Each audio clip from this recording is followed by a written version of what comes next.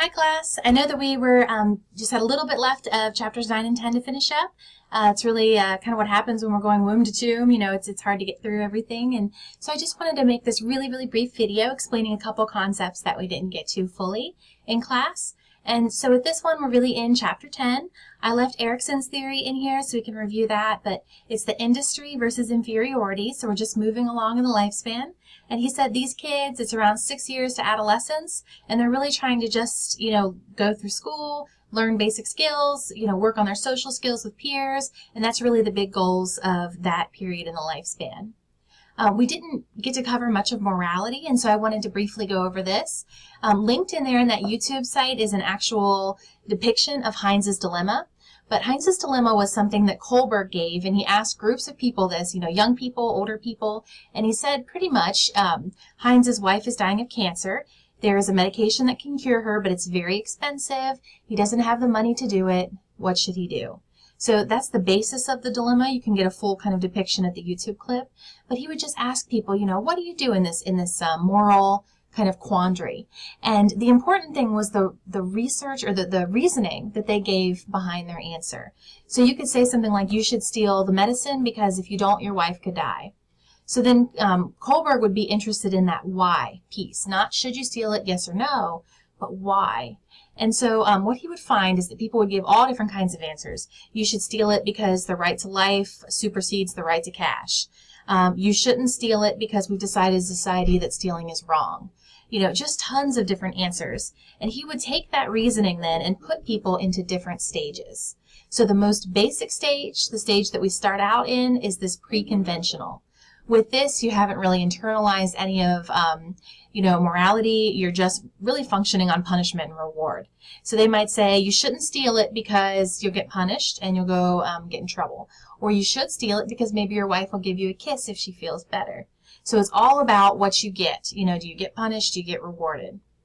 As we age a little bit, we move into the conventional stage. With this, we've internalized some of the morality, some morality principles, and we often rely then on social norms. So we'd say, it'd be chaos as a society if we all just did whatever we wanted, and so no, you shouldn't steal it. Or, as a society, it's important that we keep people alive more so than we have money, and so you should steal it. So they really rely on societal norms. Some people move into the final stage, which is post-conventional. In this stage, people rely not really on laws or on social norms, but really on their own internalized sense of morality. So with this, you get higher appeals to justice. So, things that are more abstract, more complicated. This is a much higher level reasoning, and many adults never quite get there. So when we look at Kohlberg's work, it's really interesting work, relying on these kind of dilemmas, looking at the reasoning people give and categorizing them into substages. Are they pre, are they conventional, or are they post-conventional? And, many people, though, like Kohlberg's work, think he did a great job. There are some critics of this work.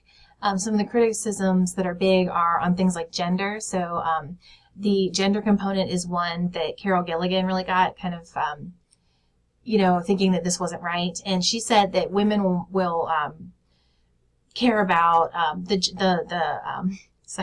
women will care about care. So they look at care as the most important thing. So you have to care for your loved ones. You're going to reason based on care. And she thought men then were reasoning mostly based on justice. So what's just in this situation? What we found, though, is that men and women both rely on care and justice. It's not a split gender gender dichotomy like Gilligan thought it might be. But, these things are important. So Kohlberg isn't perfect, but he did have some interesting thoughts. And we know now culture is important, gender is important, emotion is important, but still Kohlberg taught us a lot.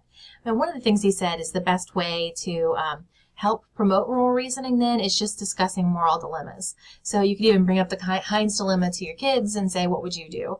And just kind of discuss through that, or watch that show, What Would You Do, with your kids, which is a really interesting one to watch. This other tiny chunk that we didn't get to was just on sociometric ratings.